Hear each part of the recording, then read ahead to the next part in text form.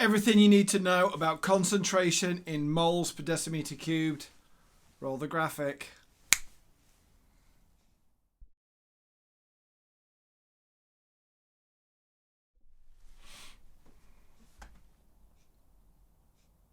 Hi and welcome back to Science That Sticks. I'm Paul and I'm going to talk to you and go through concentration in moles per decimeter cubed. For this particular aspect of chemistry, you need to remember and know and use moles and volume to be able to get at the concentration. In a previous video, I looked at what a mole is and how to calculate the moles of a substance.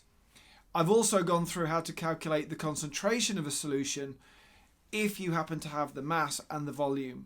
Here, I'm taking it one step further and I'm merging those two concepts. So I'm going to assume that you know how to calculate the moles. So a mole, remember, is 6.02 times 10 to the 23 particles. Now, these numbers are largely irrelevant to us at this point. Not that they're not required further on, they're just not useful at this point. What is useful? Well, we need to calculate the number of moles. So the number of moles happens to be mass divided by the RFM. Easy enough to do. Then what you need is the volume. If you've been given a volume in centimetres cubed, then you need to think about what it is in decimeters cubed. So 1 decimeter cubed is 1 litre. 1 litre is also 1000 mils. If you've got 1000 mils, you divide it by 1000 and it gives you 1 litre or 1 decimeter cubed. Pretty easy stuff. So when you're going from centimetres cubed to decimeters cubed, you just simply divide it by 1000. And the same is true vice versa. Anyway, once you've got the number of moles and you calculate and you've got your volume, you just divide one by the other. It's better known as C equals N over V. And if you like it in a triangle, N's at the top, V and C are at the bottom, and C times V is what you need. Let's go through an example. Here's a question I've just made up. You can make your own questions up, especially when you've been looking at exam questions a lot, particularly for revision.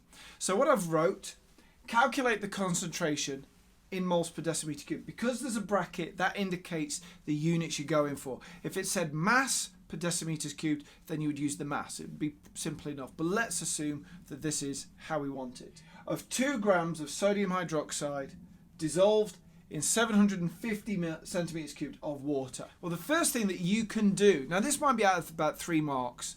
So the first thing you've got to do is you've got to do some conversions. You've got to convert the volume 750 centimeters cubed into decimeters cubed. Like I said, you divide it by 1000.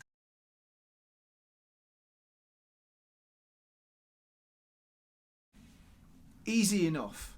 Now let's calculate the number of moles in 2 grams of sodium hydroxide. Well, the number 2 goes on top of the division.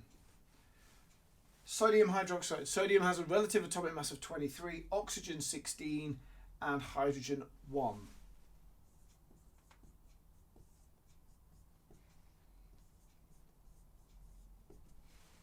Now, you can write it like that, you can write it like that. I would always advise writing out every step of the way.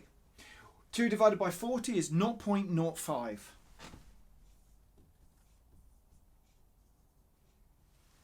And the units for this are moles. Now we've got the volume, now we've got the number of moles.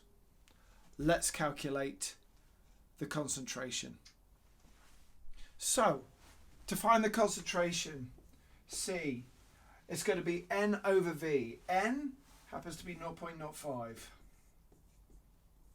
The volume is 0.75. Now the concentration, this turns out to be 0.06 and it keeps recurring for about 7 or 8 digits and then you've got a number 7.